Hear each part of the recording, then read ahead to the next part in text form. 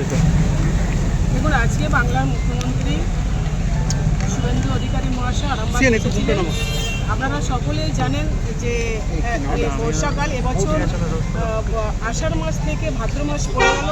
অতিরিক্ত বর্ষণের ফলে বেশ কিছু জায়গায় জল জমেছে এবং বন্যার আশঙ্কাও আছে। তো উনি বিগত দিনেও যেমন পাশে এসে দাঁড়িয়েছিলেন এবং সিএম হওয়ার পরও উনি ঠিক মানুষের পাশে এসেছেন যে কোনো অবস্থাতেই কোনো মানুষ যাতে ক্ষতিগ্রস্ত না হয় তার জন্য একদম সমস্ত রকম লাইন ডিপার্টমেন্টকে উনি নির্দেশ দিয়েছেন যে তুরন্ত সেখানে গিয়ে মানুষকে রেস্কিউ করা বা কোনো অবস্থাতে যে মানুষ যখন কোনো পরিস্থিতির শিকার না হয়। আগে সরকার কি করেনি? সরকার কাজ করবে এই সরকার। দিদি এদিকে তাকিয়ে সকলে মিলে চেষ্টা চলছে যাতে কোনো অবস্থাতেই বন্যা পরিস্থিতি।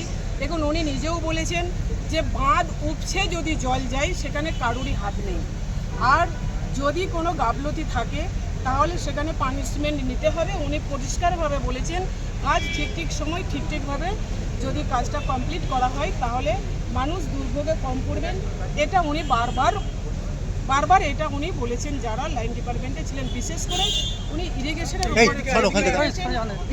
উপর উনি একটু বেশি গুরুত্ব দিয়েছেন। আগের সরকার কি কাজগুলো করেনি? যেটা কাজ হয়েছে, যে কাজ পেন্ডিং আছে, যেমন পথশ্রী উনি এটাও বলেছেন, উল্লেখ করেছেন আগের সরকারের সময় কাজ হয়েছিল, যে সময় কাজ হচ্ছে বর্তমানেও হবে। আমরা আশা রাখি আরো বেশি করে হবে। কারণ দেখুন, আমি যেই কাজটা করতে পারিনি আরো 10 জন মিলে সেই কাজটা আরো বেশি তুরন্ত হবে বা তার ইমপ্রুভমেন্ট আরো বেশি হবে এই আশা রাখি।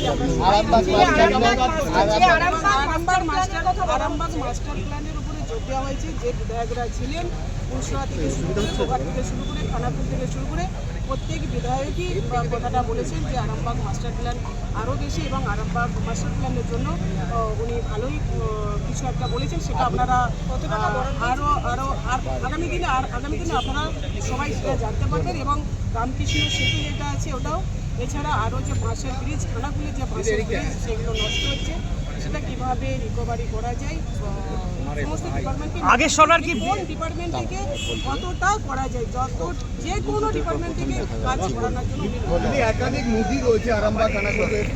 আগের সরকার কি জোটের পর প্রথম দেখা গেল এনডিএ বাঁধগুলো নিয়ে তো একাধিকবার অভিযোগ উঠেছিল। আমি ওনার কথাই বাঁধগুলো নিয়ে আপনাদের উনি হয়তো আমাকে দেখতে চাননি বলে উনি দেখতে পাননি।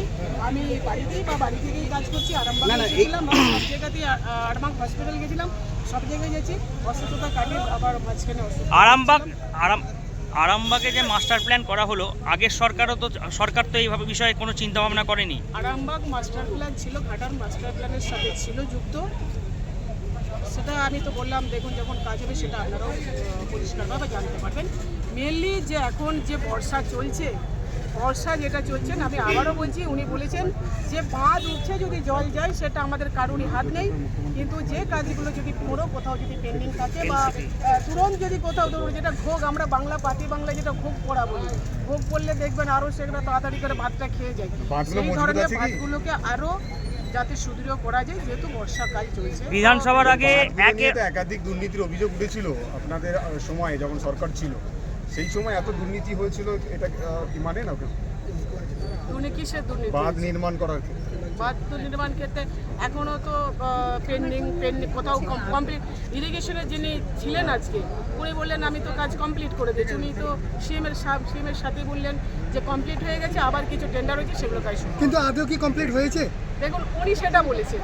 আপনি তো বাস্তবে দেখতে পাচ্ছেন। ইরিগেশনের যিনি ছিলেন আজকে অনলাইনে ছিলেন, উনি সিএম স্যারের সাথে বিস্তারিতভাবে বলেছেন। আপনাদের দলের